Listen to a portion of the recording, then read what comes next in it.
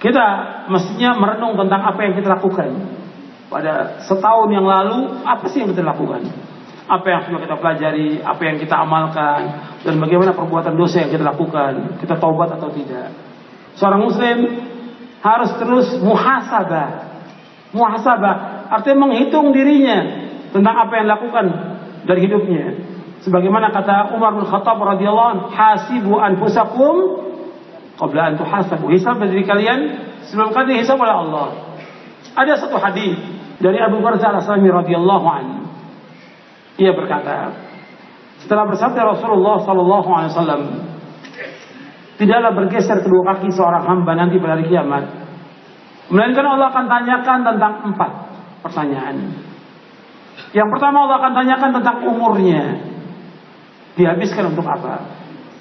Yang kedua, tentang ilmunya, diamalkan atau tidak.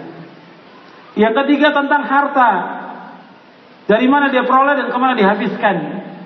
Dan yang keempat, capeknya, lelahnya, letihnya untuk apa. Hadis ini diriwayatkan oleh Imam At-Tirmidzi, dan Tirmidzi kalau hadis ini hasan sahih.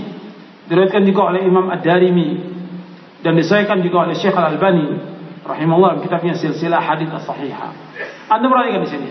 Nabi SAW menyebutkan dalam hadis ini ada 4 pertanyaan. Ini untuk semua, untuk saya dan untuk antum semuanya. Bahwa tidak bergeser kedua kaki seorang hamba, maka akan ditanyakan 4 pertanyaan. Kalau disebutkan 4, bukan sebagai pembatas 4. Banyak pertanyaan yang akan ditanya.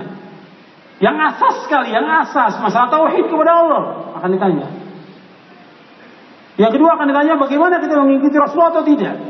Itu yang asas sebelum pertanyaan-pertanyaan yang lain. Sebagaimana kata Imam Nuqayyim di dalam kitabnya, Allah akan tanyakan kepada manusia 2 perkara.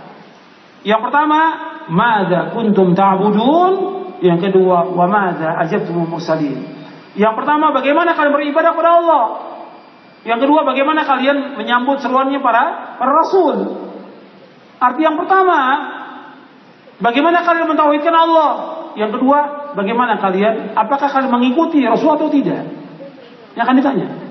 Nah, kemudian ditambah lagi dengan pertanyaan yang lain. Di antaranya 4 pertanyaan ini sebagai renungan. Yang pertama, umur kita. Antum coba, umur ini antum habiskan untuk apa? Jadi umur itu dihabiskan untuk apa? Coba, selama berapa tahun antum ini hidup, dihabiskan buat apa? Ada yang habis buat makan, buat main, buat nonton, buat jalan-jalan, ya, buat olahraga, buat ngobrol, buat SMS, ya, buat segala macam, Facebook, chatting, segala macam sudah habis waktunya. Ditanya, buat apa waktunya? Apakah buat ibadah kepada Allah, buat ngaji, buat mengamalkan ilmu atau yang lain? Akan ditanya ini. Umurnya habis untuk apa? Coba anda merenungkan. Kemudian yang kedua, ilmunya. Dia nuntut ilmu atau tidak, dan diamalkan atau tidak ilmu ini. Orang Islam harus nuntut ilmu, dan mesti nambah ilmu kita setiap hari, dan nambah iman kita, nambah ketakwaan kita kepada Allah. Mestinya demikian. Jangan tambah turun. Mestinya ngajinya nambah, ilmunya nambah, ketakwaannya juga tambah kepada Allah, tambah takut kepada Allah, tambah warok, tambah zuhud, tambah takut kepada Allah. Ini kan. Coba ilmu diamalkan. Untuk diri kita, buat rumah tangga, tambah baik hubungannya. Rumah tangga dengan istri juga tambah baik, dengan tambah baik. Bukan tambah kasar, bukan tambah kejam, bukan tambah jauh dari Islam. Tambah baik hubungannya dengan rumah tangga. Begitu hubungan dengan masyarakat tambah baik. Renungkan ini. Yang ketiga, harta kita dari mana kita peroleh? Dari yang halal atau yang haram? Kita cari maisha ini halal atau haram? Coba renungi, pekerjaan kita ini halal atau haram? Uang yang masuk ke kita, uang siapa? Uang orang, uang kantor, barang itu yang ada pada kita, barang kantor, barang yayasan, barang masjid, atau punya orang lain, atau utang yang antum belum bayar, antum pakai barangnya. Coba antum renungkan, dari mana harta itu antum peroleh? Dan kemudian kemana dihabiskan harta itu? Apakah untuk yang halal? Apakah untuk yang haram? Atau untuk yang mubadzir? Untuk yang bid'ah? Untuk yang syirik? Akan ditanya oleh Allah harta itu. Dihabiskan untuk apa?